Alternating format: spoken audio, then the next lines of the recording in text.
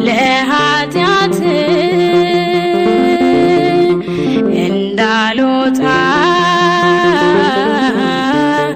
ካንተ ሕግ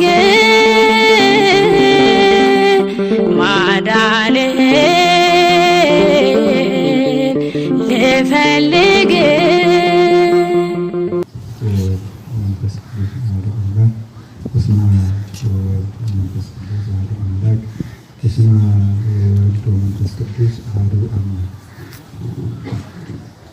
በባህሪው ሞት በመንግስቱ ሽረት የሌለበት ቅድመ ዓለም የነበረ ማዕከለ ዓለም ያለ ዓለምን አሳልፎ የሚኖር የሕይወት ባለቤት ይኸው እግዚአብሔር ኃጢአታችን ታግሶ እስከዚች ሰዓት ስላደረሰን በልብ አስበን በአንደበት ተናግረን ስለማንፈጽመው ስለ ቸርነት ስራው ስሙ የተመሰገነ ይሁን።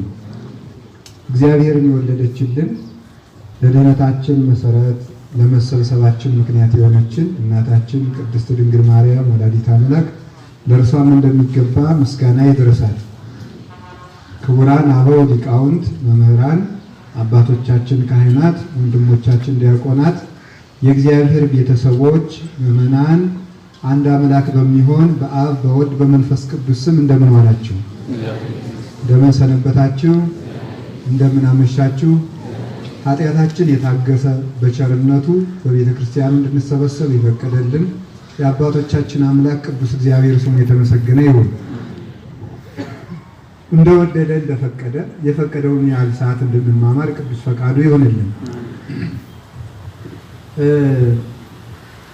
ሳምንት የተማማርነው ከመዕፅ እንተ ትክልት ሀበ ሙሐዘ ማይ እንተ ተወፍሬ በበጊዜያ ወቆጽራኒ እይትነገፍ ከውሃ ዳር እንደተተከለች ዛፍ በየጊዜም ፍሬዋን እንደምትሰጥ ቅጠሏን እንደማይጠወልግ ብለናል። ከውሃ ዳር ውሃ የተባለ የእግዚአብሔር ቃል ነው። ራሱ ማየ ሕይወት ኢየሱስ ክርስቶስ ነው። የውሃ ቦታ የተባለች ቅድስት ቤተ ክርስቲያን ናት። ውሃ የተባለ ጥበብ መንፈሳዊ ነው።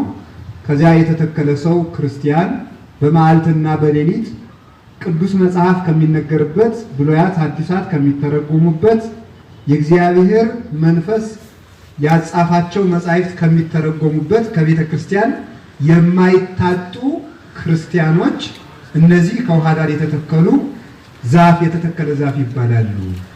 በየጊዜው እንደ ከውሃ ዳር እንደተተከለች ዛፍ የተባለው በገነት እንዳለችው ዕፀ ሕይወት እንደ ድንግል ማርያም እንደ መስቀል እንደ ክርስቶስ እና እንደ ቅዱሳን እንደ ራሷ እንደ ቤተ ክርስቲያን ይሆናሉ። ስለዚህ በዚህ መሰረት ከውሃ ዳር እንደተተከለች ዛፍ የሚሆን ብፁዕ ነው የሚል ነው ትምህርታችን የነበረው። ከውሃ ዳር እንደተተከለች ዛፍ ለመሆን አንዱ ማድረግ የሚገባን የዚህ ጉባኤ ተማሪዎች ሁላችንም እኔም እናንተም አንዱ ማድረግ የሚገባን ቅዱሳት መጻሕፍት ከሚነገሩበት ቦታ አለመታጣትና ቤተ ክርስቲያን በየቀኑ አለመቅረት ነው ማለት ነው። ስለዚህ በዚህ ጉባኤ በሳምንታዊ ጉባኤ የወሰንነው ለራሳችን ለሕይወታችን ወሰነን መሄድ ያለብን ቤተ ክርስቲያን በየቀኑ ላንቀር ለራሳችን ለአእምሯችን ለእግዚአብሔር ቃል እንገባለንና ከዚያ ቀጥሎ ደግሞ ቅዱሳት መጻሕፍት ከሚነገሩበት ቦታ ላንታጣ ቃል መግባት ከማየ ሕይወት ከክርስቶስም ላለመነጠል ቃል መግባት ይጠበቅብናል። ያን እንድናደርግ ያው እግዚአብሔር ቅዱስ ፈቃዱ ይሆንልን። ዛሬ ደግሞ እንድንማማር ቅዱስ ፈቃዱ ይሆንልን። ሀጣንሰ አኮ ከመዝ ሀጣንሰ አኮ ከመዝ ዳይሙ ከመመሬት ዘይግፎ ነፋስ እንገጸ ምድር ወበእንተዝ ይትነሱ ሀጣን እምደይን ረሲአን እምደይን ወይ ሀጣን ውስተ ምክረ ጻድቃን። ዛሬ የመጨረሻዋን ነጥብ እንይዛታ። የመጨረሻው የዚህ የጉባኤው ወይም የመዝሙር አንድ መጨረሻ አይደለም። ከአሁን ከምናነባቸው ጥቅሶች የመጨረሻውን ቃል ለዛሬው መነሻ እናደርገዋለን ማለት ነው። ወይ ሀጣን ውስተ ምክረ ጻድቃን፣ ሀጣን በጻድቃን ምክር አይሄዱም። ሀጣን በጻድቃን ምክር አይሄዱም የሚለውን የቅዱስ ዳዊት መዝሙር 1 ቁጥር 5 ላይ ያለውን መነሻ እናደርጋለን። ጉባኤ ተዘክሮ ክፍል 8 ማለት ነው። ስንነሳ አኮ ከመዝ ኃጥአንሰ አኮ ከመዝ ኃጥአን ግን እንዲህ አይደሉም። ኃጥአን እንዲህ አይደሉም። እንዴት ናቸው? እንዴት ነው ያልሆኑት? ኃጢአተኛን ሰው ልትለካው ብትሻ ወይም አንድ ሰው የእግዚአብሔር ሰው አለመሆኑን የምታውቅበት መንገድ ወይም አንድ ሰው የቤተ ክርስቲያን ሰው አለመሆኑን የምታውቅበት መንገድ ይህ ነው ብሎ ቅዱስ ዳዊት ይነግረናል። ሰው የክርስቶስ አለመሆኑን፣ ሰው የቤተ ክርስቲያን አለመሆኑን፣ ሰው የመንግስተ ሰማያት የገነት አለመሆኑን፣ ሰው መጽሐፍ ቅዱሳዊ አለመሆኑን የምናውቅበት መንገድ ምንድን ነው ብለን ብንጠይቅ መልሱን ይሄ ጉባኤ ወይም ይሄ የቅዱስ ዳዊት መዝሙር ይነግረናል። ብዙ ጊዜ በዚህ ዘመን በተለይ ማንን እንከተል የሚል ትውልድ የበዛበት ጊዜ ነው። ማለት እገሌ መናፍቅ ሆነ፣ እገሌ የሚባለው መነኩሴ ሐሰተኛ ነው፣ እገሌ የሚባለው ባይታዊ ሐሰተኛ ነው፣ እገሌ የሚባለው መምህር እንዲህ ያለ ስህተት አለበት፣ እገሌ የሚባለው ዘማሪ ያለ ስህተት አለበት፣ እገሌ የሚባለው ጳጳስ፣ እገሌ የሚባለው ሰንበት ተማሪ፣ እገሌ የሚባለው እየተባለ ይሄዳል።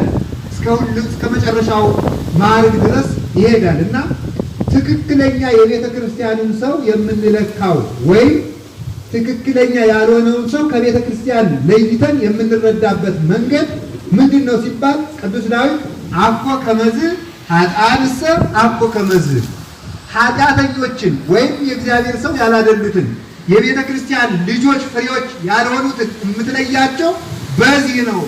በምን? እንደ ከውሃ ዳር እንደተተከለች ዛፍ ባለመሆናቸው። ተመልከቱ፣ ሰው የእግዚአብሔር አለመሆኑና የቤተ ክርስቲያን ፍሬ አለመሆኑን የምናውቅበት ዋናው መንገድ እንደ ከውሃ ዳር እንደተተከለችው አለመሆኑ ነው። ጻድቃን የሚታወቁበት ከውሃ ዳር እንደተተከለች ዛፍ መሆናቸው፣ ኃጥአን የሚታወቁበት ከውሃ ዳር እንደተተከለች ዛፍ አለመሆናቸው ነው። ከውሃ ዳር የተተከለችው ዛፍ ከውሃ ዳር እንደማትታጣ የእግዚአብሔር የሆኑ ሰዎች ከጉባኤ ስር ይውላሉ። ከጉባኤ ስር አይታጡም፣ ከጻድቃን ስር አይታጡም፣ ከመስቀሉ ስር አይታጡም፣ ከቤተ ክርስቲያን ስርዓት አያፈገፍጉም፣ ስርዓተ ቤተ ክርስቲያንን አይቃወሙም፣ ከክርስቶስ ሥጋና ደም አይርቁም፣ ከቅድስት ድንግል ማርያም ምልጃ፣ ረድኤት፣ ምስጋና እና ትምህርት ከነዚህ ሁሉ የማይርቁት ከቅዱሳን አበው አሰረ ፍኖት የማይርቁት የእግዚአብሔር እንደሆኑ ሲታወቅ ከክርስቶስ ሥጋና ደም የራቁ ስርዓተ ቤተ ክርስቲያንን የሚቃወሙ ፍኖተ አበውን የጣሱ ፍኖተ አበውን አበው የሄዱበት መንገድ ትሕትና ሆኖ እነሱ ትዕቢተኞች፣ አበው የሄዱበት መንገድ ጾም ሆኖ እነሱ ሆዳሞች፣ አበው የሄዱበት መንገድ ልግስና ሆኖ እነሱ ንፉጎች፣ አበው የሄዱበት መንገድ አንድነት ሆኖ እነሱ የሚለያዩ፣ አበው የኖሩበት መንገድ ምስጋና ሆኖ እነሱ ነቃፊዎች የሆኑ፣ አበው የሄዱበት መንገድ ራስን መስጠት ሲሆን እነሱ ቀማኞች የሆኑ፣ አበው ስርዓት አክባሪዎች ሲሆኑ እነሱ አጉራ ዘላይ የሆኑ፣ አበው በመከራ ይኖሩ ሲሆኑ እነሱ እረፍት የሚወዱ፣ አበው ራሳቸውን የሚንቁ ሲሆኑ አመስግኑኝ የሚሉ፣ መለከት የሚያስነፉ፣ ከበሮ የሚያስደልቁ፣ ጨርቃችሁን አንጥፉልኝ የሚሉ፣ ስገዱልኝ የሚሉ እንዲህ ያሉቱ አኮ ከመዝ ኃጥአንሰ አኮ ከመዝ ኃጥአን እንደ ጻድቃን አለመሆናቸው በዚህ ይታወቃል። በምን? ፍኖተ ክርስቶስን፣ ፍኖተ ወንጌልን፣ ፍኖተ መስቀልን፣ ፍኖተ እግዝእትነ ማርያምን፣ ፍኖተ ቅዱሳንን፣ ፍኖተ ቤተ ክርስቲያንን የሚቃወሙ የቤተ ክርስቲያን አለመሆናቸው በዚህ ይታወቃል። ፍኖተ ክርስቶስን ወልሲ፣ ፍኖተ እግዝእትነ ማርያምን፣ ፍኖተ መስቀልን፣ ፍኖተ ቤተ ክርስቲያንን፣ ፍኖተ ቅዱሳንን የማይከተሉ የቤተ ክርስቲያን አለመሆናቸው በዚህ ይታወቃል። አኮ ከመዝ ኃጥአንሰ አኮ ከመዝ አበ ጻድቃን ከስርዓት አይታጡ፣ ኃጥአን አጉራ ዘላዮች ናቸው። ኃጥአን በንጽህና ይኖራሉ፣ እነዚህ እርኩሰትን ይደግፋሉ። አሁን ስታዩት ብዙ ሰው ማንንም ሰው መለካት ብትፈልጉ ጾምን ነቅፎ የሆድ ጠበቃ ከሆነ፣ ምንኩስናን ነቅፎ የርኩሰት ጠበቃ ከሆነ ስርዓተ ቤተ ክርስቲያንን ነቅፎ ለአጉራ ዘላይነት ጠበቃ ከሆነ መከራን ነቅፎ ለድልድል ለቅምጥልነት ጠበቃ ከሆነ ፍኖተ ክርስቶስ የለውም። አንድ ክርስቲያን ክርስቲያን የሚያሰኘው፣ አንድ መምህር መምህር የሚያሰኘው፣ አንድ መነኮስ መነኮስ የሚያሰኘው፣ አንድ ጳጳስ ጳጳስ የሚያሰኘው፣ አንድ ካህን አንድ ዲያቆን ካህን የሚያሰኘው በእነዚህ ጸንቶ መኖሩ ነው። ከፍኖተ ክርስቶስ ከፍኖተ እግዝእትነ ማርያም ከፍኖተ መስቀል ከፍኖተ ወንጌል እና ከፍኖተ ቅዱሳን ከነዚህ ያልተናወጸ የእግዚአብሔር መሆኑ በዚህ ይታወቃል። ቅዱስ አግናጤዎስ ሲናገር አንድን ጳጳስ ይላል፣ አንድን ጳጳስ ጵጵስናውን የምናደንቅለት ይላል። ምሳሌ የምናደንቅለት የመጀመሪያ የተካው ወንበር ታላቅ በመሆኑ ነው ይላል። አንድን ሹመት ሹመት የሚያሰኘው አንድን ሹመት የሚያሰኘው ምንድን ነው? የተተካበት ወንበር የትልቅ ሰው መሆኑ ነው። የትልቅ ሰው መሆኑ ነው። የማን መሆኑ ነው? ምሳሌ ምንኩስና የማን ወንበር ነው? የእንጦንስ በሉ እንጂ የእንጦንስ የመቃርስ በሉ። ቅስና የማን ወንበር ነው? የጴጥሮስ በሉ። ዲቁና የማን ወንበር ነው? የእስጢፋኖስ በሉ እንጂ ሩቅ ብላችኋል። ጵጵስና የማን ወንበር ነው? የክርስቶስ በሉ። ከዚያም የሐዋርያት እስቲ ሐዋርያት በሉ። የሐዋርያት ትዳርሳ የአብርሃም እስቲ አብርሃም በሉ። ስለዚህ አንድ ሰው ክርስቲያን ምዕመንነት እሳ የማን ወንበር ይመስላችኋል? የሐዋርያት ቤተሰቦች የ5,000 ሕዝብ ቤተሰቦች ወይም ቅዱስ ጴጥሮስ ሰብኮ በአንድ ቀን ያሳመናቸው የ3,000 ሕዝብ ምትክ ነው። እና አንድ ሰው በኖረበት በቆመበት ሹመት ሊደነቅ የሚችለው የተካውን ሰው ወንበር ሕይወት ወይም የተካውን ወንበር ሰው ሕይወት ቋሚ አድርጎ በመኖሩና ያን በመከተሉ ነው። መምህር ነኝ ብሎ ከቆመ የመምህራንን ይከተል። የጳውሎስን፣ የዮሐንስን፣ ዝቅ ብሎ የአብሮኮሮስን፣ የፖሊካርፐስን፣ የሄሬኔዎስን፣ የአግናጢዎስን፣ የአትራቴዎስ፣ የቄርሎስን፣ የዮሐንስ አፈወርቅን ትርጓሜው፣ ትምህርቱ፣ አኗኗሩ ይከተል። መምህር ነኝ ካለ ጳጳስ ነኝ ካለም የዚህን ይከተል። ዲያቆን ነኝ ካለ እስጢፋኖስን ይምሰል። ካህን ነኝ ካለ ቅዱስ ጴጥሮስን ይምሰል። ሕዝብ ነኝ ካለ ደግሞ የሐዋርያትን ሕዝብ ይምሰል።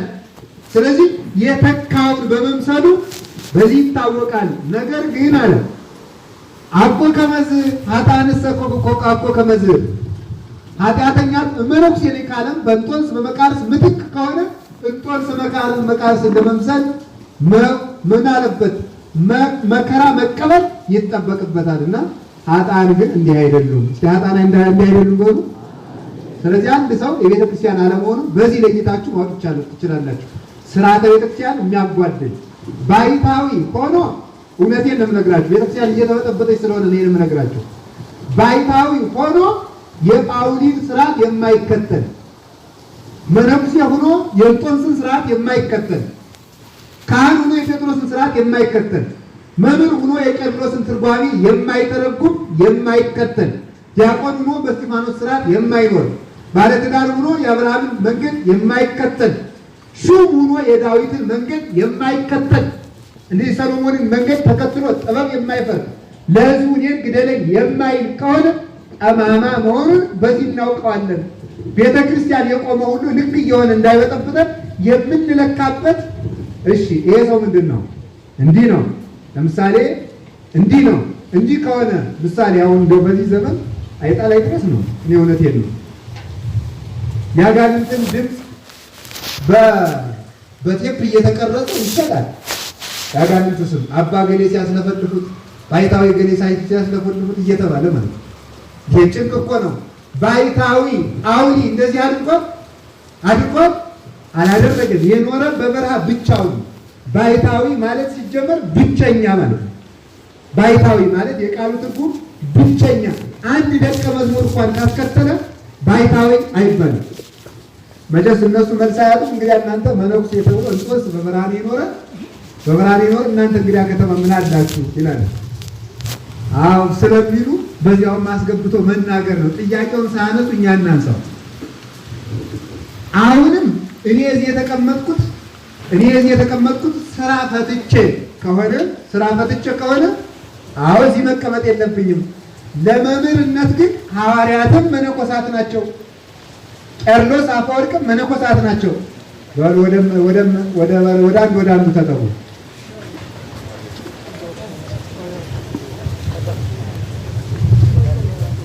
አንዳንድ ጊዜ ወንበሩን በላይ አድርጎም ልብስ ይደረጋል።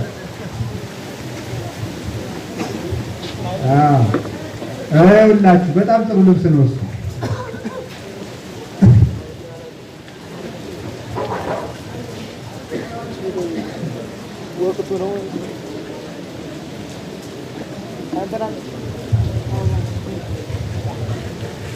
እሺ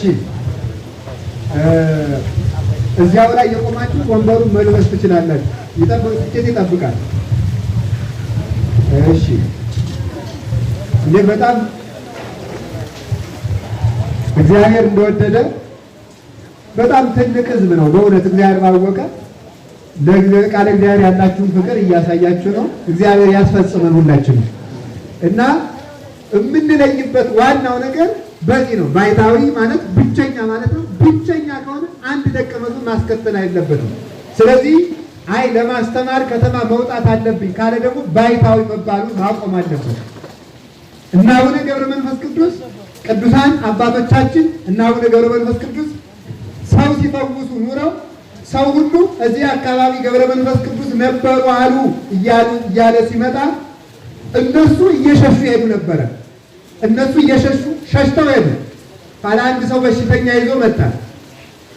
ምኑ ነው መጣ ሲለው የአቡነ ገብረ መንፈስ ቅዱስ ደቀ መዝሙር ሰው ታሞብኝ እዚህ ገብረ መንፈስ ቅዱስ እዚህ የሚፈውስ ሰው አለ ተብሎ ይዤ መጥቼ ያሉ። አይሳቸው እዚህ ተቀምጠው ነበርና ከተቀመጡበት ቦታ ላይ አስተኛው ይድንልሃል አለው። ሲያስተኛው ተፈወሰለት። ስለዚህ አባቶቻችን እየሸሹ ምስጋናን እየሸሹ መፈወስን እየሸሹ ዛሬ ግን የሚገርም ነው በእውነት የፈውስ ቀን እያሉ ቀን ቀጠረው እንደ መናፍቃን አኮ ከመዝ ኃጥአንሰ የዚህ ዘመን ባይታውያን በከተማ ያሉትን ነው በማኅበረ ሥላሴ ያሉትን በዋልድባ ያሉትን አላልኩም። ነገር ግን ሕዝብ የሚያደናብሩ አጋንንት እናወጣለን እያሉ የሚያደናብሩት አኮ ከመዝ ኃጥአን እሰ አኮ ከመዝ እንዲህ ያሉቱ እንደ ተክለ ሃይማኖት አይደሉም። አቡነ ተክለ ሃይማኖት አጋንንት እያስለፈለፉ አላዳመጡም። እና አቡነ ገብረ መንፈስ ቅዱስ እንዲህ አይደሉም። እኔን ያህል ዓመት ተጋድያለሁ አይሉም። ይህን ያህል መከራ ተቀብያለሁ ብለው ገድላቸውን ራሳቸው አይናገሩም። ከምስጋና ይሸሻሉ እንጂ ምስጋናን የሚፈልጉ ሥርዓተ ቤተክርስቲያን የሚቃወሙ አኮ ከመዝ ኃጥአንሰ አኮ ከመዝ። ስለዚህ ኃጥአን እንደ ጻድቃን አይደሉም። እስኪ በሉ ኃጥአን ነው እንደምን አይደሉም? በቃ ስለዚህ የቤተ ክርስቲያን ሰው አይደሉም። በዚህ እንለየዋለን። ሥርዓተ ቤተ ክርስቲያን ሐዋርያት በሥርዓት ከኖሩ አንደኛ ተሰሎንቄ ምዕራፍ 5 ቁጥር 14 ላይ ስታነቡ እንዲህ ይላል ቅዱስ ጳውሎስ ገሥጽዎሙ ለዘያዕውሩ እንበለ ሥርዓት፣ ያለ ሥርዓት የሚሄዱትን ውቀሷቸው ይላል። ያለ ሥርዓት የሚሄዱትን ውቀሷቸው፣ ገስጿቸው። ሥርዓተ ቤተ ክርስቲያን አያስፈልግም የሚሉ በሐዋርያው በቅዱስ ጳውሎስ መንገድ እንዳልሄዱ በዚህ እናውቃቸዋለን። ቁርባን አያስፈልግም የሚሉ እኔ የሕይወት እንጀራ ነኝ ብሏል ጌታ ብሎ በጻፈው በዮሐንስ ወንጌላዊ መንገድ የማይሄዱ እንደሆኑ በዚህ እናውቃቸዋለን። ክህነት እኔም ካህን ነኝ የሚሉ በሲሞን መሰሪ መንገድ እንጂ በጴጥሮስ መንገድ ያልሄዱ እንደሆኑ በዚህ እናውቃቸዋለን። ክህነትን የሚነቅፉት በጴጥሮስ መንገድ እንዳልሄዱ እናውቃቸዋለን። ሥርዓትን የሚነቅፉ በጳውሎስ መንገድ እንዳልሄዱ እናውቃቸዋለን። ድንግልናን የሚነቅፉ በኤልያስ መንገድ እንዳልሄዱ እናውቃቸዋለን። ስለዚህ ሥርዓትን፣ ትዳርን የሚበትኑ እነዚህ ደግሞ በማን መንገድ? በቃና ዘገሊላው በረከት እንዳልተጎበኙ እናያቸዋለን። በዚህ እመቤታችን የማያከብሩ የአምላክን እናት አምላክ እናቴ ናት ያላትን እናት ያልንም የሚሉ ከአምላክ እበልጣለሁ ያሉ አጋንንት ወይም ጣዖት እንደሆኑ በዚህ እናውቃቸዋለን። ሐዋርያት ጴጥሮስ ተዘቅዝቆ ከተሰቀለ፣ ጳውሎስ አንገቱን ከተቆረጠ፣ ቶማስ እጁን ቆዳው ከተገፈፈ ቆዳውን ተሸክሞ ከዞረ፣ ሉቃስ አንገቱን ከተቆረጠ፣ ማቴዎስ እንደዚሁ፣ እንድርያስ በገመድ እየተጎተተ አካሉ ከተቆራረጠ፣ ማርቆስ ከመሪዎች ጅራት ታስሮ እየተጎተተ ከተቆራረጠ። እነዚህን አንመስልም፣ መከራ አያስፈልገንም፣ በክርስቶስ መከራ ብቻ ድኛለሁ፣ እኔ ምቾት ነው የምፈልግ የሚሉ አኮ ከመዝ እነዚህ እንደ ሐዋርያት አይደሉም፣ እንደ ነቢያት አይደሉም። ቁርባን የሌላቸው የሐዋርያት ሃይማኖት የላቸውም። ክህነት የሌላቸው የሐዋርያት ሃይማኖት የላቸውም። ምንኩስናን የሚነቅፉ ሐዋርያት መነኮሳት ናቸው፣ የላቸውም። ድንግልናን የሚነቅፉ ቢቻላችሁስ እንደዚህ ሆናችሁ ኑሩ ያለውን የቅዱስ ጳውሎስን አስተምሮ የነቀፉ ናቸውና አኮ ከመዝ ኃጥአንሰ አኮ ከመዝ እንደ ቅዱሳን ለመሆን ያብቃን። ስለዚህ ጻድቃን እንደ ማርያም፣ እንደ መስቀል፣ እንደ ክርስቶስ፣ እንደ ቤተ ክርስቲያን ሲኖሩ ኃጥአን ደግሞ ከዚህ በተቃራኒ ይኖራሉ። ወይም ጻድቃን ዕፀ ሕይወትን ይመስላሉ፣ ኃጥአን ደግሞ አኮ ከመዝ ኃጥአን ደግሞ እንደ ዕፀ ሕይወት ሳይሆን እንደ ዕፀ ከንቱ የሆኑ ሆኖ ይኖራሉ። ዕፀ ከንቱ በነግ ትበቅላለች፣ በሰለስት ታብባለች፣ በ6 ሰዓት ታፈራለች፣ በ9 ሰዓት ትደርቃለች፣ በ11 ሰዓት ተነቃቅላ ትወድቃለች። ይኸው እንግዲህ ተመልከቱ። በነግ ትበቅላለች፣ በ3 ሰዓት በማለዳ ማለት ነው። በ3 ሰዓት ምን ትላለች? ታብባለች። በ6 ሰዓት ታፈራለች፣ በ9 ሰዓት በ11 ሰዓት ትወድቃለች። ኃጥአን ምሳሌነታቸው እንደዚህ ነው። እንደ መብቀል ይወለዳሉ፣ እንደ ማበብ ያድጋሉ፣ በ6 ሰዓት እንደ ማፍረቷ ጎልምሰው ሚስት ያገባሉ፣ ልጅ ይወልዳሉ፣ ይነግዳሉ። በ9 ሰዓት እንደ መድረክ ይኸው ሁሉ አድርገው ልቁረብ ሳይሉ፣ አስራት ላውጣ ሳይሉ፣ ልታረቅ ሳይሉ፣ ልናዘዝ ሳይሉ፣ ጽድቅን ልፈጽም ልስገድ ልጸልይ ሳይሉ ይሞታሉ። በ11 ሰዓት ተነቃቅላ ከዚህ ደረሰች አትባልም። የደረቀውን ገለባዋን ኳ ብላ እንደምትሄድ በምን ትሄዳለች? እነዚህ ከሞቱ በኋላ ከዚህ ደረሱ አይባሉም። ከዚህ ደረሱ አይባሉም። ወሩ ምን አላችሁኝ? አሁን ከዚህ ደረሱ። አሁን ተመልከቱ። ዲዮቅልጥያኖስ ለምሳሌ ናቡከደነጾር ብዙ አሰቃየ። ናቡከደነጾርን ከዚህ ደረሰ የሚለው ማን አለ? ዲዮቅልጥያኖስ ቤተክርስቲያንን አቃጠለ 40 ዓመት ሙሉ። ከዚህ ደረሰ የሚለው ማን አለ? ግን እነ ሰለስቱ ደቂቅ ዛሬም ይነገርላቸዋል። አጽማቸው ታምራትን ያደርጋል። ሌሎቹም እነ ቅዱስ ጊዮርጊስ ዛሬም ሰማዕተ ልዳ እየተባሉ ፀሐየ ልዳ ኮከበ ፋርስ እየተባሉ ዕውር ያበራሉ፣ ጎባጣ ያቀናሉ፣ ሽባ ይተረትራሉ፣ ዲዳውን ያናግራሉ፣ ደንቆሮውን ቃል ይሰጡታል። ስለዚህ ይህን ያደርጋሉ። እነዚያ ግን ከዚህ ደረሱ አይባልም። አሰረ ፍኖታቸው አይገኝም። ሄሮድስ ክርስቶስን አሰደደ።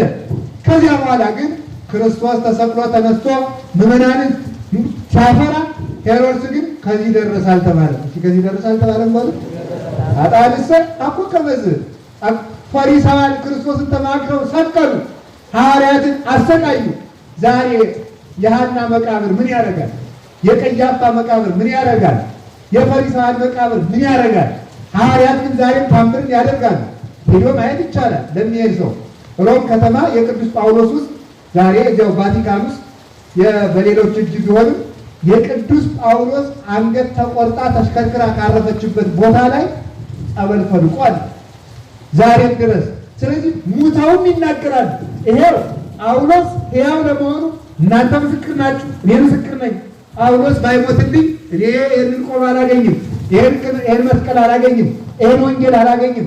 እናንተም ተክሊሉን፣ ቁርባኑን፣ ክህነቱን፣ ስርየቱን፣ ንስሐውን አታገኙ ነበረ። ሐዋርያት 12ቱ ነው። እዚህ ቤተክርስቲያን እንኳን ብዙ ሰዎች አለ፣ እዚህ ግቢ ውስጥ እንኳን ያለ ነው። ሕያው ለመሆናቸው እዚህ ይገኛሉ። ጻድቃን ተመልከቱ፣ ጻድቃን ተመልከቱ። ከውሃ ዳር እንደተተከለች ዛፍ በየጊዜው ፍሬን እንደምትሰጥ ዛፍ ናት። እውነት ነው። 12ቱ ሐዋርያት በጊዜው ቅዱስ ጴጥሮስ ብቻ 3000 ሰው አፈራ። 3000 ሰው በአንድ ቀን የጰራቅሊጦስ ዕለት ስብከት ብቻ። ዛሬ ደግሞ በየጊዜው እንደምትሰጥ አለ። ይሄው ዛሬ ምዕመናንን እያፈሩ አሉ። ሰይጣን ክርስቲያኖችን ያርዳል፣ ሐዋርያት ስብከታቸውን እያጠጡ ያበቅላሉ። ሰይጣን ይቆርጣል፣ ሐዋርያት አብዝተው አፍልተው አንድን ግንድ ሲቆርጡት 1000-2000 ቅርንጫፍ እንደሚያፈላ እንደሚበቅል ሰይጣን በሰይፍ ቢያስፈጀንም በገጀራ ቢያስፈጀንም በሳት ቢያቃጥለንም ሐዋርያት ደግሞ ብዙ ቅርንጫፍ ያበቅላሉ። ኃጥአንሳ እኮ ከመዝ ኃጥአን ግን እንዲህ አይደሉም። ከክርስቶስ መንግሥት የተለዩት ወንጌልን የሚቃወሙ የክርስቶስን የባሕርይ አምላክነት የሚቃወሙ ግን እንዲህ አይደሉም። ዛሬም ቅዱስ ቄርሎስ ይናገራል። በአራቱ ጉባኤያት ጎንደር ብቻ ይናገራል። ብሉያቱ ሐዲሳቱ ሊቃውንቱ ዛሬም የቅዱስ ቄርሎስ ትርጓሜ ሲተረጎም አጋንንት ይቃጠላሉ፣ ይበናሉ። አኮ ከመዝ ኃጥአንሰ ንስጥሮስ ግን እንዲህ አይደለም፣ እንዲህ አይደለም። እንዴት ነው እንግዲህ ዳይ ወክል መመሪያ ዘይገው ነፋስ ከመገጡ ገጸ ምድር ንስጥሮስ ቄርሎስ እንዴት ነው ብትለኝ፣ ይኸው ዛሬም እያፈራለ። ንስጥሮስ እሳ እንዴት ነው? ምላሱ ተጎልጉሎ ሞተ፣ ምላሱ ተጎልጉሎ ሞተ። አትናቴዎስ እንዴት ነው ብትለኝ፣ ይኸው ዛሬም ይናገራል። አርዮስ እሳ አንጀቱ ተዘርግፎ ሞተ። የእሱ ልጆችም ተበታትነው አርዮሳውያን ናቸው። ሉተራውያንም አርዮሳውያን ናቸው፣ እናውቃቸዋለን። ይኸው ዛሬ ብዙ ቸርች አለን ሲሉ ቸርቾቻቸውን ወደ ጭፈራ ቤት ለውጠው አሉ። በውጭው ዓለም ይደረጋል። የኛዎቹ ደግሞ እዚህ ያልሰሙት ደግሞ ምን ፈውሳችሁ እያሉ ይጃጃላሉ። ግማሹ በቡጥ ይፈውሳለሁ፣ ግማሹ በእርግጫ ፈውሳለሁ እያለ ይጃጃላል። እነዚያ እዚያ ያሉት ሰልችቷቸው ቸርቹን ራሱ ለንግድ አስከራይተዋል። አዎ እውነት ነው። ኃጥአንሳ እኮ ከመዝ አዎ የአርዮስ ቤተክርስቲያን እንደ አትናቴዎስ ጸንታ አትኖርም። የንስጥሮስ ቤተክርስቲያን እንደ ቄርሎስ ጸንታ አትኖርም። የዮሐንስ አፈወርቅ ቤተክርስቲያን ጸንታ ስትኖር የነገስታቱ ግቢ ግን የለም። ዮሐንስ አፈወርቅ ዛሬም አፍርቶ ተተክሎ በቤተክርስቲያን ምንጊዜም ንጹሕ መዓዛው ይጣፍጥለታል፣ ንጹሕ ፍሬው ይለቀማል፣ ንጹሕ ውሃን ያፈሳል፣ የትርጓሜን ወንዝ ይቀዳል። ዛሬም እሱን ያስተደደችው አውዶክሲያ ግን አሰረ ፍኖቷ የለም። ስለዚህ እንደ ጻድቃን ከጻድቃን ማህበር ይደምረን እግዚአብሔር። አኮ ከመዝ ኃጥአንሳ አኮ ከመዝ እንዲህ አይምሰል ወዳጄ። ለምን ነው ብታያቸው ብዙ ተከታይ ቢኖራቸው በሹመት ቢያይሉ፣ ፍርድ ቢያጓድሉ፣ ድሃ ቢበድሉ፣ መጽሐፍ ቢያጣምሙ፣ መጽሐፍ ቢቆነጽሉ፣ ትርጓሜ ቢያጣምሙ፣ ክርስቲያን ቢያሳድዱ እንዲህ አይምሰል። አኮ ከመዝ ኃጥአን እንደ ጻድቃን ጸንተው የሚኖሩ አይምሰል። ዳይሙ ከመመሬት ዘይቅፎ ነፋስም ገጸ ምድር መንፈስ ቅዱስ ጠራርጎ ከመላእክት ዓለም እንደ ጣላቸው እንደ አጋንንት ተጠርገው ይወድቃሉ እንጂ። አዎ ሄሮድስ 3 ዓመት ቢበዛ 3 ዓመት ሊያሰድድ ይችላል። ከ3 ዓመት በኋላ ግን እሱ ሞቶ እመቤታችን ትመለሳለች። ቤተ ክርስቲያን 3 ዓመት 4 ዓመት 5 ዓመት 6 ዓመት 7 ዓመት ልትሰቃይ ትችላለች። ሄሮድስም መሞቱ ማርያምን ከእመቤታችን ከስደት መመለሱ አይቀርምና የቤተ ክርስቲያንን የደስታ ዘመን እግዚአብሔር ይመልስልን። አሜን በሉ። እምገጸ ምድር ምንድን ነው? ነፋስ እንደሚወስደው አፈር ናቸው። ነፋስ የተባሉ አጋንንት ናቸው። ነፋስ የተባሉ አጋንንት ናቸው። ወዘኮን ከነ መርሶ ሕይወት እሙስና ከጥፋት ውሃ ድነህ የሕይወት ወደብ የሆንከን ብለን በመጽሐፈ ኪዳን እናመሰግነዋለን። ወይዛተ መናፍስቱ እየነቀነቁ ያመጡትን የኃጢአት ጎርፍ ጸጥ ያደረክልን ብለን እናመሰግነዋለን። ስለዚህ ነፋስ የተባሉ አጋንንት ናቸው። ቅዱስ ሳዊሮስ ዘአንጾኪያ ዮሐንስ ምዕራፍ 8ን ሲተረጉም ይናገራል። ወተንሥኦ ገሰጾሙ ለነፋሳት ይላል። ተነስቶ ነፋሳቱን ገሰጻቸው ይላል። እስኪ ተነስቶ በሉ ነፋሳቱን እናደርጋቸው። ይቅርታ ዮሐንስ 8 አይደለም ማቴዎስ 8። ጌታ አንቀላፍቶ ነበር፣ ተኝቷል። ሙሉ ታሪኩን አልተርከውም። በዚያ ጊዜ ሐዋርያት ተጨነቁ፣ ማዕበሉ ገነፈለ። ከዚያ በኋላ ሐዋርያት አድነን አሉት። ተነስቶ ነፋሳቱን ገሰጻቸው ይላል። ወኮነ አብይ ዛይን ታላቅ ጸጥታም ሆነ። ይህንን ቅዱስ ሳዊሮስ ዘአንጾኪያ ሲተረጉመው ምን ይላል? ወዳጄ ነፋስ የተባለው ነፋስ አይምሰልህ፣ ማዕበልም የተባለው ማዕበል አይምሰልህ፣ ተነስቶም የተባለው እንቅልፍ አይምሰልህ እና ማዕበል የተባለው አለ ተመልከቱ። ማዕበል የተባለው አጋንንት የሚያመጡት የኃጢአት፣ የጦርነት፣ የሽኩቻ፣ የክደት ማይበል ነው። ነፋሳት የተባሉ አጋንንት ናቸው። ስለዚህ ምን አደረገ? ክርስቶስ እንዲሰቀል አጋንንት የሁከት የግርግርታ ማይበል አስነስተው ነበረ። የሕዝቡን ልቡና እያወቁ ነገስታቱን እነ ሄሮድስን በስልጣናችሁ መጣባችሁ እያስባሉ ልቡናቸውን እየቆጠቆጡ ሕዝቡ እንዲታወርና እውነትን እንዳይመለከት እያደረጉ ክርስቶስ ይሰቀል ይሰቀል እያደረጉ አወቁ። ተሰቀለ፣ ተቀበረ። በመነጋው ምስክር አቆሙ። ደቀ መዛሙርቱ ሰርቀው ወስደውታል አሉ። ዮሴፍ፣ ኒቆዲሞስ ሰርቀው ወስደውታል አሉ። ሌሎችም ሰርቀው ወስደውታል አሉ። እንዲህ ያለ የክደት የስቃይ ሁከት አስነሱ። ወተንሲኦ ገሰጾሙ ለነፋሳት፣ ተነስቶ ነፋሳትን ገሰጻቸው ማለት ከሙታን ተለይቶ ተነስቶ ፍጡር ነው የሚሉትን አጋንንት ያመጡትን ክደት ጸጥ አደረገው። እስቲ ተመልከቱ፣ ሲጸጥ አደረገው በሉ። አጋንንት ያመጡትን ምንድን ክደት። ቅዱስ ዮሐንስ አፈወርቅ ሲናገር አንተ አለ ሐዋርያት ሰርቀው ወሰዱት የምትል ማቴዎስ 28 ሲተረጉም ነው። ሐዋርያት ሰርቀው ወሰዱት የምትል ሐሙስ ማታ አላውቀውም እያሉ አንዲት ሴት ሲፈሩ የነበሩ እነ ጴጥሮስ ናቸው። ከቴም የማያንቀላፉ ኃያላን ወታደሮች ካሉበት መቃብር መጥተው እሱን ወጥተው የክርስቶስን ስጋውን አውጥተው የሚወስዱት አንዲት ሴት የፈራው ቅዱስ ጴጥሮስ እንዴት ነው ከፍቶ መቃብር ከፍቶ ስጋውን ሊወስድ የቻለው?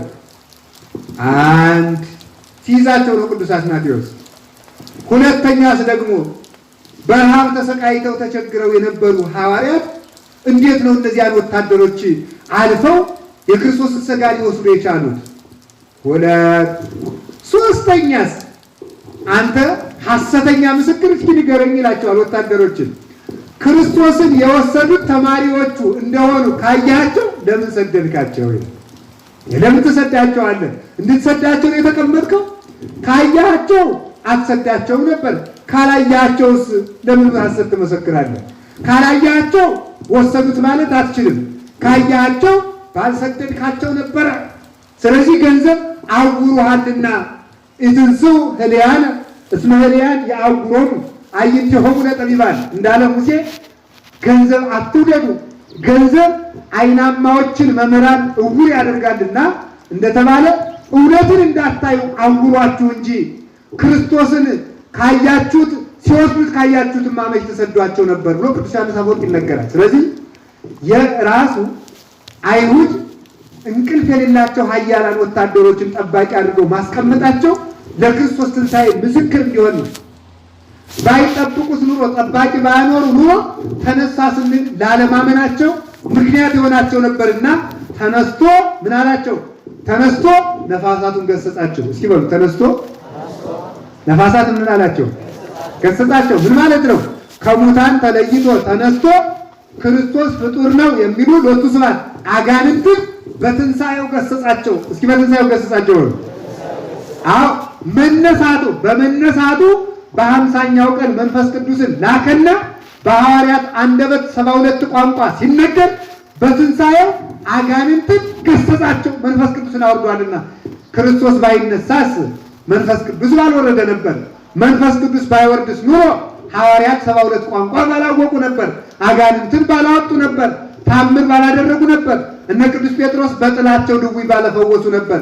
እነ ጳውሎስ በጨርቃቸው ጫፍ ሙት ባላነሱ ነበር። ስለዚህ ተነስቶ ነፋሳትን ገሰጻቸው የተባሉ ነፋሳት የተባሉ አጋንንት ናቸው። ነፋስ እንደሚጠርገው ናቸው። ኃጥአን ነፋስ እንደሚጠርገው ትቢያ ናቸው ማለት ኃጢአተኞች አጋንንት እንደሚበትኗቸው እንደ መናፍቃን ናቸው። ለአጋንንት አንድነት እንደሌላቸው ለመናፍቃን አንድነት የላቸውም። መናፍቃን የማይወዱት ህብረት አይወዱም፣ አንድነት አይወዱም፣ መስማማት አይወዱም፣ ፍጅት ይወዳሉ። ከማመስገን ይልቅ መንቀፍ ይወዳሉ። መንቀፍ እንደ ፈሪሳውያን ናቸው። እርስ በርሳቸው እንደተለያዩት እንደ ፈሪሳውያን ናቸው። ኃጥአን ከቃሉ ጋር ናችሁ? ከቃሉ ጋር ናችሁ? ፈሪሳውያን ሐሜት ይወዳሉ። ሐሜት እንዲህ ይላሉ። ቀረብ ብለው መናጢዎች ናቸው ማምላክ ለሐዋርያት ቀረብ ቢሉና ቀስ ብለው መምህራችሁ ለምንድን ነው ከኃጢአተኞች ጋር የሚበላ ይላሉ። ለክርስቶስ ደግሞ ቀረብ ቢሉና ደቀ መዛሙርት የማይጾሙ ለምንድን ነው ያሉ። ስለዚህ ክርስቶስን ለሐዋርያት ያማሉ፣ ሐዋርያትን ለክርስቶስ ያማሉ ማለት ነው። እንዲህ ያሉ ጠማሞች መለያየትን የሚያመጡ የሚወዱ ናቸው። ዛሬ እነዚህን የመሰሉ አሉ። ክርስቶስን ለሐዋርያት እንደማማት ኢየሱስ አማላጅ ነው ብለው ክርስቶስን የሚያሙ፣ ግማሾቹ ነቢይ ነው ብለው የሚያሙ ደፍረው የሚናገሩ ነቢይ ነው ብለው ነቢይ ፈጣሪ ይባላል፣ ነቢይ በድንግልና ይወለዳል፣ ነቢይ ሞትን ያሸንፋል፣ ነቢይ ከሙታን ተለይቶ ይነሳል። አይነሳም፣ በኋላማ ይነሳል፣ በስልጣኑ እንጂ በጌትነቱ እንጂ። ነቢይ በባህር ላይ ይራመዳል፣ በስልጣኑ ሕግ ይሰራል፣ አጋንንትን በስልጣኑ ያወጣል፣ ሙታንን በስልጣኑ ያስነሳል። ክርስቶስ የባህር አምላክ ነው። ስለዚህ ዛሬም ክርስቶስን የሚያሙት አሉ፣ መለያየትን ማምጣት የሚፈልጉ ደግሞ ሐዋርያትን ደግሞ ለማን ያማሉ? ለክርስቶስ በሉ እንጂ ክርስቶስን ለሐዋርያት እንደማማት ክርስቶስን የሚያሙልን ሞልተዋል። ግማሾቹ እንዲህ ነው፣ ግማሾቹ እንዲህ ነው የሚሉ ሐዋርያትን ለክርስቶስ እንደማማት ደግሞ እመቤታችን ያማሉ።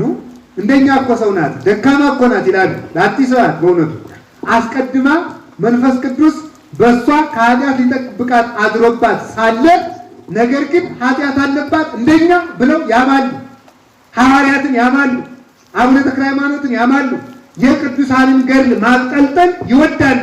ያው ሐዋርያትን ለክርስቶስ ማማት የአጋንንት ልጆች የፈሪሳውያን ልማድ እንደሆነ የአጋንንት ልጆች ዛሬ የቅዱሳንን ገድል በማጠልጠል የተጠመዱ ናቸው ማለት። ቅዱሳን ያጠልጥላሉ። ማማት ደስ ይላቸዋል። ከማመስገን ይልቅ መንቀፍ ደስ ይላቸዋል። የክርስቶስን ጉባኤ ያሙ እንደነበረ ሐዋርያት ማለት የክርስቶስ ጉባኤ ነው።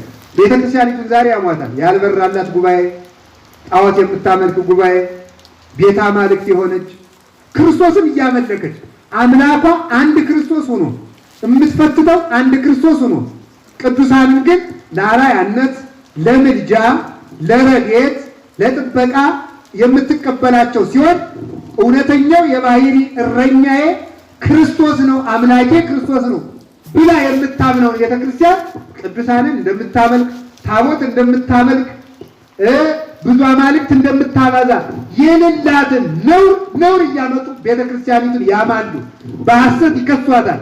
እንዲህ ያሉቱ መለያየትን ማምጣት የሚፈልጉት አኮ ከመዝ ሀጣንሰ አኮ ከመዝ ሀጣን አንድነት አይወዱም፣ መንቀፍ ይወዳሉ፣ ትርጓሜ አይወዱም፣ ማጣመም ይወዳሉ፣ ድንግልና አይወዱም፣ ዝሙት ይወዳሉ፣ ጾም አይወዱም፣ ሆድ ይወዳሉ። ሀጣን እንዲህ ናቸው። እንደነዚህ ከመሆኑ እግዚአብሔር ይሰውረን። ወይም ሀጣን እንዲህ ናቸው። ሀጣን በምን ይታወቃሉ ሲባል አንድ ሰው አጋንንት እንደቀረበ በምን አውቃለሁ ካለ አጋንንት እንደቀረበው የሚታወቀው የጀመረውን ስራ የማይፈጽም በመሆኑ ነው። የጀመረውን ስራ የማይፈጽም ምን በመሆኑ ይታወቃል? አጋንንት እንደቀረበው ይታወቃል። ምን ጊዜም በጎ ስራ ጀምራችሁ አላስፈጽማችሁ ካለ የሰይጣን እንዳልሆነ በዚህ ወቁት። አንዳንዱ ሰው ቅኔ ጀምሮ ቅዳሴ ተማሪ ይለዋል፣ አስቋርጦ ቅዳሴ ይመስጠዋል። ቅዳሴ የሚማርበት ኧረ ቅኔ ነው ይለዋል። አቋቋም ከሚማርበት ዜማ ነው ጥሩ ይለዋል። አውቆ ነው ሰይጣን። ስትጸልዩ ራጥና ይላል። ጥናቱ ቀረ። ጥናቱ ምስጥ ያደርጋል። ሲጸልዩ ሲያጠኑ ተመልከቱ፣ ሌላ ያሳስባል። ስለዚህ የጀመርነውን መልካም ነገር አስጠልቶ ያልጀመርነውን የሚያሳስበን ከሆነ ምንም እንኳን መልካም ነገር ቢሆን የሰይጣን እንደሆነ ማወቅ ይጠበቅብናል። ምሳሌ የመነኮሰውን ሰው አብርሃምም እኮ በትዳር ኖረዋል ካለው ይሄ ነገር ነው። አብርሃም በትዳር መኖሩ መልካም ነው፣ ግን ምንኩስና አፍርሶ አይደለም። አብርሃም ያገባውን ሰው እንደ ኤልያስ ጥለውኝ ካለው ችግር ነው። አብርሃም ተመልከቱ፣ ሳራን ጥሎ እንዳልመነነ፣ ልጆቹን በትኖ እንዳልመነነ፣ የያዙትን መልካም ነገር የሚያስጠላ ሌላ መልካም ነገር የሚያስወድድ የለም። መንፈስ ቅዱስ የለም። በመንፈስ ቅዱስ ስራ ውስጥ መለያየት ስለሌለበት ስለዚህ ኃጥአንሰ ተመልከቱ፣ ጻድቃን እንዴት ናቸው? በየጊዜው ፍሬ የሚሰጡ። ኃጥአን እንዴት ናቸው? ታይተው የሚጠፉ። እስኪ ታይተው የሚጠፉ በሉ። ጸሎቱን ይጀምሩታል። አንድ ሳምንት መልክአ አርሴማ፣ ሳምንት ድርሳነ ሚካኤል፣ ሳምንት ውዳሴ አምላክ፣ ሳምንት አንዱን መለዋወጥ፣ ጸሎቱን መለወጥ፣ ቤተክርስቲያን መለወጥ፣ ሳምንት ተክለ ሃይማኖት፣ ሳምንት አንዱ መለዋወጥ። ቤተክርስቲያንም ሲሳብ በየበዓላቸው መዞር ይቻላል። እሑድ ግን ከአጥቢያ ቤተክርስቲያን መሳም ይገባል። አጥቢያ ቤተክርስቲያን መሳም፣ ከተተከሉባት መገኘት። ነገር ለዋዋጮች መሆን የለብንም። አንድ ካህን ሊቀ ጳጳሱ ሳይፈቅድለት፣ ኤጲስቆጶሱ ሳይፈቅድለት፣ የሀገረ ስብከቱ ሊቀ ጳጳስ ሳይፈቅድለት ከሌላ ደብር ሂዶ ካረፈደ ክህነቱ ይያዝበት ይላል። አንድ እሑድ ብቻ ነው። አንድ እሑድ ከሚያረፍድበት ደብር ትቶ፣ ከአጥቢያ ቤተክርስቲያኑ ትቶ ሌላ ደብር ካረፈደ አንሶሳዊ ነገር ነው። ይሄ ነገር አመላላሽ ነው እና እንዲህ ያለውን ሰው ክህነቱን የያዙበት ይላል። ምዕመናንም እንደዚሁ ከተተከልባት ቦታ ላይ መገኘት ይገባል። ነገር በመለዋወጥ መልካም ነገር ማምጣት አይቻልም። ጽድቅ ማለት የያዙትን አጽንቶ መቀጠልና መታገል ማለት ነው። ኃጥአን ግን እንዲህ አይደሉም። ስለዚህ ነፋሳት የተባሉ አጋንንት ናቸው። አጋንንት እንደሚጠራርጓቸው ናቸው። ከቃሉ ጋር ናችሁ። እግዚአብሔር ከሁላችን ጋር ይሁን። ኃጥአን የጀመራችሁትን ጸሎት፣ ንስሐ፣ ሌላውን ነገር ተውተው ሲላችሁ የአጋንንት መሆኑን አውቃችሁ ታገሉት ለማለት ፈልጌ ነው። ነፋስ የሚወስደው ደረቅ አፈርን ነው። ልምላሜ ንስሐ የሌለባቸው፣ ቆጽረ ሃይማኖት የሌላቸው፣ ጽጌ ትሩፋት የሌላቸው፣ ፍሬ ክብር የሌላቸው እንዲህ ያሉቱ ምንድን ናቸው? አጋንንት ጠርገው ወደ ሲኦል እንደሚወስዷቸው እንደ መናፍቃን ናቸው። ተመልከቱ። ልምላሜ ሃይማኖት፣ ልምላሜ ንስሐ፣ ቆጽለ ሃይማኖት፣ ጽጌ ትሩፋት፣ ፍሬ ክብር የሌላቸው ማለት ደረቁን ቅጠል መሬት የረገፈውን ነፋስ ጠርጎ ይወስደዋል። የንስሐ ልምላሜ የሌላቸውንም አጋንንት ጠርገው ወደ ሲኦል ይወስዷቸዋል። እንደዚሁ ከቆጽሉ ተለይቶ የረገፈውን አጋንንት ጠርገው ወደ ምን ይወስዱታል? ወደ ሲኦል ይወስዱታል። ነፋሳት ከቆጽሉ የረገፈውን ደረቅ ቅጠል ጠርገው ወደ ውሃ፣ ወደ ገደል፣ ወደ እሳት እንደሚያደርጉት ነፋሳት እንደዚሁ ሁሉ ሃይማኖት የሌለውን ሰው፣ ከሃይማኖት የጎደለውን ሰው አጋንንት ወደ ባሕረ ገሃነም፣ ወደ ገሃነመ እሳት ወርውረው ይጥሉታል። ወይም ነፋስ እንደሚጠርገው አፈር ናቸው የተባሉት እነዚህ ምንድን ናቸው መሰላችሁ? ሰይጣን በፈተናቸው ቁጥር የሚናወጹ ክርስቲያኖች ናቸው። ምን አላችሁ? ማን በፈተናቸው ቁጥር ነው? ሰይጣን በፈተናቸው ቁጥር ምን የሚሉ የሚናወጹ ክርስቲያኖች እንዲህ ይመስላሉ። አንድ ነገር ሲነሳ ከቤተ ክርስቲያን የሚሸሹ መከራን የሚፈሩ ክርስቲያኖች በዚህ ይመሰላሉ። እኛ ግን ከተተከልንበት እንዳንናወጽ ሕያው እግዚአብሔር ይጠብቀን። ዳይሙ ከመመሬት ዘይገፎ ነፋስ እንደጸምር ወይም ተዚህ ይትነስቡ ረሲአን እንደይሉ። በዚህ ምክንያት ዝንጎች በፍርድ ጊዜ አይነሱም። እግዚአብሔርን የዘነጉ ሰዎች በፍርድ ጊዜ የክብር ትንሣኤን አይነሱም። ወይም ደግሞ እግዚአብሔርን የዘነጉ ሰዎች በፍርድ ጊዜ አይነሱም ማለት እግዚአብሔርን የዘነጉ ሰዎች ይፈረድባችኋል ብለው መምህራን ባስተማሯቸው እና መምህረ ንስሐቸው ባስተማራቸው ጊዜ በትንሣኤ ልቡና አይነሱም። በትንሣኤ ልቡና ባለን መነሳታቸው የክብር ትንሣኤ አይነሱም። ዝንጉ ሰው በምን ይታወቃል? ዝንጎች አለ ረሲአን እይትነሱ እምደይ ረሲአን አለ። ዝንጉ ሰዎች ትንሣኤ የላቸውም። ዝንጉ ሰው ንስሐ ግባ ተብሎ ንስሐ አይገባም። ልቡ በንስሐ ስላልተነሳ የክብር ትንሣኤ አይነሳም። እምትይዙልኝ ዲያቆኑ ቅዳሴ ሲቀድስ ምን ይላል? የተቀመጣችሁ ተነሱ ይላል። የተቀመጣችሁ ባለፈው ተነጋግረናል። ለካ የተቀመጣችሁ ተነሱ ማለት በምን ተነሱ ነው? በንስሐ ተነሱ። እስኪ ንስሐ አባት የሌላችሁ አውጡ። መቼም አትዋሹም አላበዳችሁ። አሁን እንጂ ከፍ ከፍ ከፍ ከፍ ከፍ ከፍ በጣም ጥሩ። አሁን እንግዲህ ስሙ። ዝንጎዎች ግን በፍርድ ጊዜ አይነሱም። በልስኪ ሁላችሁ አቤት። እስቲ ከዝንጎዎች ማህበር መሆንም አይፈልግ በፍርድ ጊዜ ከማይነሱት። በጣም ጥሩ። እንዲያ ካላችሁ አሁን ዝንጎዎች ትንሣኤ ዘለክብር የላቸውም። የክብር ትንሣኤ የማይነሱት ምን ስለሆኑ ነው? በትንሣኤ ልቡና ንስሐ ስለማይገቡ። የሰው ልጅ ሁለት ትንሣኤ ነው ያለው። አንደኛው ትንሣኤ ሶስት ትንሣኤ እንደሚመስለው አለ። አሁን ሰው ደግሞ አይጣል አይደረሳል እየተመዘጋገበ ነው። ደግሞ አሁን ክርስቶስ ከሙታን ተለይቶ ተነስቶ በዚህ ዓለም ዙፋን ዘርግቶ ሊነግስ ነው ተብሎ የሚጃጃል ሰው አለ። የለም፣ ክርስቶስ ያለው ሁለት ትንሣኤ ነው። ለእኛ ማለት ነው፣ ለእርሱ አይደለም። እርሱ አንድ ጊዜ ተነስቷል፣ ዳግመኛም አይሞትም፣ ደግመኛም ተነሳ ተብሎ አይነገርለትም። ሁለት ጊዜ ነው የሚመጣ። አንደኛው በስጋ መጥቷል፣ ሁለተኛ ዓለምን ሊያሳልፍ ይመጣል። እኚህ ናቸው ሁለቱ የክርስቶስ ምጽአቶች። ከዚያ በፊት ተመልከቱ፣ ራዕየ ዮሐንስ ምዕራፍ 20 ላይ ዛሬ ሁሉም እያጣመመ የሚተረጉመው ማለት ነው። ራዕየ ዮሐንስ ምዕራፍ 20 ላይ ምን ይላል ተመልከቱ። ብፁዕ ዘረከበ ክፍለ በትንሣኤ ተቀድም መጽአ ይላል። ዮሐንስ ምዕራፍ 20 ቁጥር 6 ላይ እነሆ በመጀመሪያይቱ ትንሣኤ እድል ፈንታ ጽዋ ተርታ ያገኘ ሰው ንዑድ ክቡር ነው ይላል። እነሆ በመጀመሪያይቱ ትንሣኤ እድል ፈንታ ያለው ሰው እድል ያገኘ ሰው ንዑድ ክቡር ነው። ዛሬ ብዙዎቹ የመጀመሪያይቱ ትንሣኤ የተባለው ክርስቶስ በዚህ ዓለም መጥቶ 1000 ዓመት ሊነግስ ነው ብለው የሚያሳብሩ አሉ፣ ብዙን ጨምረው። የለም፣ በመጀመሪያይቱ ትንሣኤ እድል ያገኘ ሰው ንዑድ ክቡር ነው የተባለው ትንሣኤ ልቡናን በትንሣኤ የተነሳ ሰው ንዑድ ክቡር ነው። እስኪ ትንሣኤ ልቡና በሉ። በምን እንነሳለን? እሱ በሉ ኧረ በንስሐ በሉ። ከዛ ምን አለ ቅዱስ ዮሐንስ ወንጌላዊ?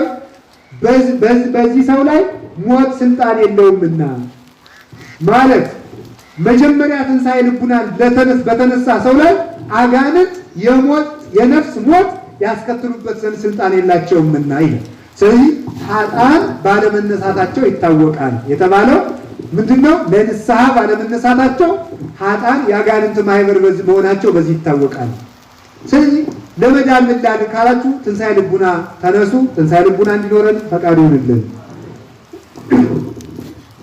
ወኢ ኃጥአን ውስተ ምክረ ጻድቃን፣ ኃጥአን በጻድቃን ምክር ጸንተው አይኖሩም። እስኪ ኃጥአን በሉ በጻድቃን ምክር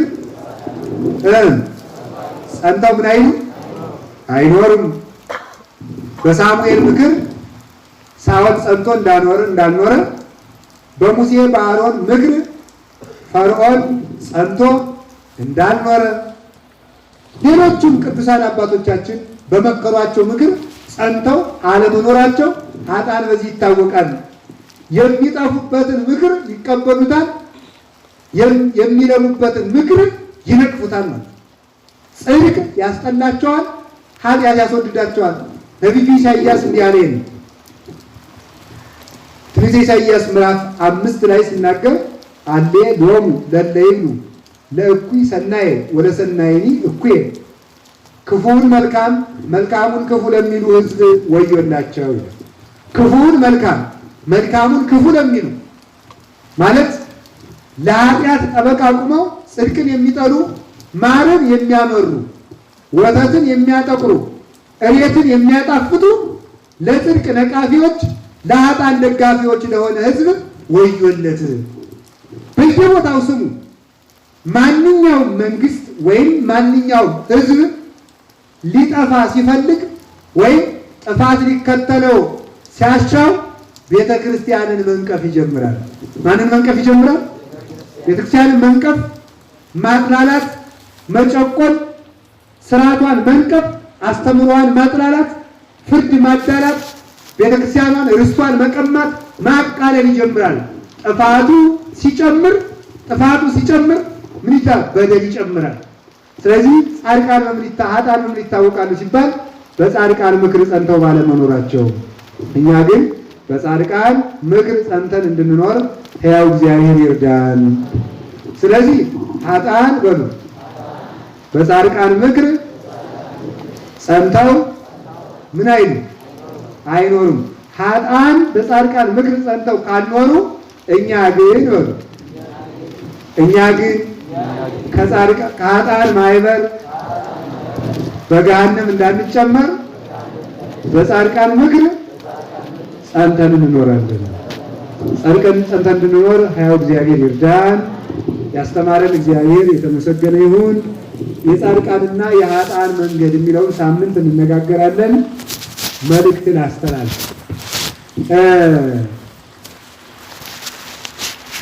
ከውሃ ዳር እንደተተከለች ዛፍ ይሆናል ተብለዋል። እነማን ናቸው እንዴ የተባሉ? ኧረ በሉ አቤት። በየጊዜው ምን ይሰጣሉ? አቤት አቤት። እናንተሳ ማፍራት አትፈልጉም? ትፈልጋላችሁ? ጥሩ ብላችኋል። ከውሃ ዳር እንደተተከለች ዛፍ አሁን መታችሁ እየተማራችሁ ነው። የውሃይቱ ገንዳ ቤተክርስቲያን ናት። ውሃው ቃል እግዚአብሔር ነው። ትክክል ነን። እዚህ ካልታጣም ከውሃ ዳር እንደተተከለች ዛፍ ነው። የምናፈራው ፍሬ ደግሞ ምንድነው? የመጀመሪያው ንስሐ መግባት ነው። ቀጥሎ ቅዱስ ሥጋውን ክቡር ደሙን መቀበላችሁ ነው። ቀጥሎ ጸሎት አለማቋረጣችሁ ነው። ቀጥሎ በየቀኑ ቤተክርስቲያን አለመቅረታችሁ ነው። የዳዊትን መዝሙር እንዳታቋርጡ። እንደው ስለ ቅዱስ ዳዊት ይጃቸዋለሁ። እውነቴን ነው። የዳዊትን መዝሙር እንዳታቋርጡት በየቀኑ። አንድ ቤተክርስቲያን በየቀኑ እንዳትቀሩ። ሁለት ጸሎታችሁን እንዳታቋርጡ። ሶስት ንስሐ ገብታችሁ ሥጋውን ደሙን ለመቀበል ተዘጋጁ። አራት በየቦታው እንላለው እንድናደርግ እግዚአብሔር ይርዳል። ከዚህ ተጨማሪ ሌላ ፍሬ ማፍራት ይገባናል። ቤተክርስቲያን ወልሲ ቤተክርስቲያን የምትባለው ስንት ትርጉም ይኖረዋል? ሶስት። አንደኛው ቤተክርስቲያን የሚባለው ህንጻው፣ ሁለተኛው ቤተክርስቲያን የሚባለው እያንዳንዱ ክርስቲያን፣ ሶስተኛ ቤተክርስቲያን የሚባለው ጉባኤ። እስቲ ጉባኤ በሉ። ጉባኤ። እነዚህ ሶስቱ ቤተክርስቲያን ይባላሉ። ስለዚህ አሁን አንድ ትእዛዝ ላዛችሁ ነው። ትታዘዛላችሁ? እስኪ የሚታዘዝ እግዚአብሔር ይስጣችሁ። አሜን ወሉ እንጂ እናንተ እሺ እንዳላችሁ እግዚአብሔር እሺ በላችሁ። ትእዛዙ አይጣ ላይ ድረስ አይደለም፣ ቀለል ያለ ነው። በሳምንት ጥቂት ብር እንድታመጡ። ብሩ ግን ቀላል ነው፣ አይዟችሁ። 3 ብር ናት። አትቀበሉት? ስንት ብር ነው? 3 ብር ናት በሳምንት። 3ቷን ብር ለምን እንደምናደርጋት እዚሁ ይፋ እየተናገርኩ ነው። ለምን እንደምናደርጋት ከእናንተ ይሄንን ስራ የሚያስኬዱ 12 ሰዎች እንመርጣለን። አንደኛው አንዷ ብር ማለት ነው። አንዷ ብር ለአቡነ ተክለ ሃይማኖት ቤተክርስቲያን ሰበካ ጉባኤ። እንግዲህ ተናግረናል። ሰበካ ጉባኤው አንገታችን ይዞ አይለቀንም በሉ። ለሰበካ ጉባኤ አትቀበሉ? ለደብረ ብርሃን ለአቡነ ተክለ ሃይማኖት ቤተክርስቲያን ለሳቸው ቤተክርስቲያናቸው በአግባቡ እንዲቀደስ እንዲወደስ አንዷን ብር ለቤተክርስቲያን የአቡነ ተክለ ሃይማኖት በረከት እንዲያድርብን። አንዷ ብር ደግሞ ለምንድን ነው የምትለው? አንድ ቤተክርስቲያን ሰራን በሉ። አንድ ለቤተክርስቲያን አይደለ? ሁለተኛው ደግሞ አንዷ ብር የምትሆነው ለአብነት ትምህርት ቤት ለዚህ ግቢ አብነት ትምህርት ቤት አላልኩም። ከተቸገረ ለዚህ ግቢም ሊሆን ይችላል። ለማንኛውም አብነት ትምህርት ቤት ነው። ለማንኛውም አብነት ትምህርት ቤት ለምን ዛፍ ከተቆረጠ ቅርንጫፍ እንደማይኖር አብነት ትምህርት ቤቶች ከተፈቱ ቤተክርስቲያንም የለችም፣ ክርስቲያንም የለም ማለት። ክርስቶስ መጀመሪያ ያደረገው ምንድነው? ጉባኤ መመስረት። እስኪ ጉባኤ መመስረት ነው። 12ቱን ሐዋርያት ጉባኤ መሰረተ። ህንጻውን ሐዋርያት ሰሩት። መጀመሪያ የቤተክርስቲያን ዋና አቅጣጫዋ ትልልቅ ካቴድራል መገንባት አይደለም። የመጀመሪያው የቤተክርስቲያን ዓላማዋ ጉባኤ መስራት ነው። አንድ ብር ለአብነት ትምህርት ቤቶች ለሚቸገሩት ቢያንስ ዝናብ የሚያፈስ ካለ ያችን መጠገን፣ የዕለት እንጀራም ካጡ ለዕለት የሆነች ነገር እንድትደርስላቸው ለዚያች አትቀበሉትም? በጣም ጥሩ። ሶስተኛው ደግሞ አንድ የዘነጋነው ነገር አለ። ከእስልምና የሚመጡ ወንድሞች እህቶቻችን አሉ። ከካቶሊክ የሚመጡ አሉ። ከፕሮቴስታንት የሚመጡ አሉ። ጌታችን መድኃኒታችን ኢየሱስ ክርስቶስ ሁሉንም ቤተክርስቲያንን ሲያቃጥሉ ክርስቲያን ሲያርዱ የነበሩትን ሁሉ ክርስቲያን እንዲሆኑ እሱ የእሱ ፈቃድ ይሆንልን። አሁንም ይርዳቸው መድኃኒዓለም። መጥተው ግማሾቹ ግን ግማሾቹ የሚበሉት በማጣት ተማሪዎች የሚማሩበት በማጣት ጥግ በማጣታቸው የዕለት ጉርስ እንኳን በማጣታቸው መልሰው ወደ ነበሩበት ስህተት የሚገቡ ብዙ ክርስቲያን ወንድሞች እህቶቻችን አሉ። አንዷን ብር ደግሞ ለነሱ አትቀበሉትም? እሺ እግዚአብሔር ይህን ምክራችን ያጽናልን። ስለዚህ በሳምንት ስትመጡ ፍሬ በየጊዜው የመጀመሪያውን የነገርኳችሁን ፍሬ ግን እንዳትረሱት። የመጀመሪያው ዋናው ፍሬያችሁ እሱ ነው። ቀጥሎ ደግሞ እናንተ ስትቆሙ ነው። ትንቢተ ኢሳይያስ ላይ ነቢዩ ኢሳይያስ እንዲህ ይላል፣ የሞተን ሰው ስለ ሕያው ተጨነቅ የሚለው ማን ነው? የሞተ ሰው ስለ ሕያው ሊያስብ እንደማይችል የራሱ ክርስትና የሞተ ሰው ለቤተ ክርስቲያን አገለግላለሁ ማለት የለበትም። መጀመሪያ ራሱን መፈለግ አለበት። ስለዚህ መጀመሪያ የራሳችሁን ሕይወት ያዙ። ቀጥላችሁ ግን ይችን ሳንቲም ስትመጡ ሳምንት ይዛችሁ ኑ። ለዚያ የሚሆን 12 ሰው ኮሚቴ አይባልም። ምን ይባላል? የቤተ ክርስቲያን ወንድሞች ነው የሚባሉት። እስቲ ወንድሞች በሉ። አዎ 12 ወንድሞች እህቶች፣ የቤተ ክርስቲያን ጉባኤ የሚሆኑ ወንድሞችና እህቶችን እንመርጣለን። 12 እነዚያ ያስኬዱታል። ነገር ግን ደግሜ አልናገርም። ሰበካ ጉባኤው ሰበካ ጉባኤ ሌላ ቀን አልናገርም። ይሄን ነገር በየሳምንቱ እዚህ በኋላ ትምህርት የምንማማር የሄደበት የጸበል ቦታ አለ። ያንን ሊያስመልስ በሂደት ላይ ነው ያለ። ከ1 ሚሊዮን ብር በላይ ተጠይቄያለሁ ብለዋል። ይሄን ህንፃ እየሰራው ነው ብለዋል። እውነታቸው ነው ብለዋል ሳይሆን ያው እያየ ነው አለ። ስለዚህ 3ቱን ብር አምጥቻለሁ ብላችሁ ይሄን መርዳት እየቻላችሁ እንዳትረዱ ማለት አይደለም ነው። ሰምታችሁኛል አይደለም? መስጠት የሚችል ሰው በየሳምንቱ የሰበካ ጉባኤው እና የህንፃ ኮሚቴው እዚህ ኮሚቴ ባይባል ጥሩ ነው፣ ተለምዶ ቀርቶ ነው ያስቸገረን። እዚህ ምንድነው የሚባለው የሚቆረጠው ካርድ ደረሰኝ ይዘው ይቀመጣሉ። ሳንቲም ካላችሁ እየቆረጣችሁ መስጠት ትችላላችሁ። ጥላ አንዘቀዝቅም፣ አይለመንም። ስለዚህ እዚች ላይ ደረሰኝ ይዘው ይቀመጣሉ። ልማት ኮሚቴ 10 ብር አግኝቻለሁ ለአቡነ ተክለ ሃይማኖት ቤተክርስቲያን ህንፃ ማሰሪያ ይሁንልኝ፣ የእሳቸው ደብር አይቸገር፣ ባለጸጋው ተክለ ሃይማኖት ለዝንጀሮ ለእንስሳት የሚያስቡት የእሳቸው ቤተክርስቲያን አይጣብኝ ያለ ሰው መስጠት ይችላል። አቅማችሁን የምታውቁት እናንተና አቡነ ተክለ ሃይማኖት ናቸው። ይሄን አላገርኩም። በቋሚነት ግን ይችን እንድታመጡ እዚች ላይ ዳውጃ ትዘረጋለች። በሳምንት 3 ብር ያለው ነው። ከሌላችሁ ባዷችሁን ሁላችሁም ማለት ነው። ቢኖራችሁም ደግሞ መስጠት ካልፈለጋችሁ ምንሽ ማናከል ከልቤ ነው። ምክንያቱም ሳንቲሙን ካልሰጠው እያላችሁ ዲያብሎስ እኮ ክፉ ነው። ሳንቲሙን ካልሰጠ እያለ ደግሞ ከጉባኤ እንዳያስቀራችሁ አዛኘን ከልቤ ነው። አትስጡ ካላችሁ ምንም ብላችሁ ተማሩ ብቻ ዳኑ እንጂ ችግር የለውም። እና ይሄን ነው እግዚአብሔር ባወቀ እንኳንስ ቤተክርስቲያኑን አይቁንና ጉርጡን አብልቶ እያሳደረ አይደለም። እሱ ባወቀ ቤተክርስቲያኑን ይመግባታል። አትጨነቁ፣ ግድ የላችሁ። ዝም ብላችሁ አደራ በዚህ እንዳትቀሩ። ኑ ከቻላችሁ ስጡ። ዛሬም ጀምራችሁ ከያዛችሁ መስጠት ይቻላል። እዚች ላይ ሆነች ምንጣፍ ትነጠፍላችኋለች። መጀመሪያ ከሳንቲሙ በፊት ሰው ይመረጥና 12 ሰው ከዚያ በኋላ እዚህ ላይ እየጣላችሁ ትሄዳላችሁ። ሰብስበው ኮሚቴዎቹ ወይም ስራ እነዚህ ቤተክርስቲያን ወንድሞችና እህቶች የሚባሉት ድጋሚ ከደገመ በኩርኩም እነሱ በራሱ የቁጥር ከፍተው በዚያች እያስቀመጡ ለተቸገረ ሲመጣ እርዳታው ይደረጋል ማለት ነው። ፍሬ ያፈራል ማለት ነው።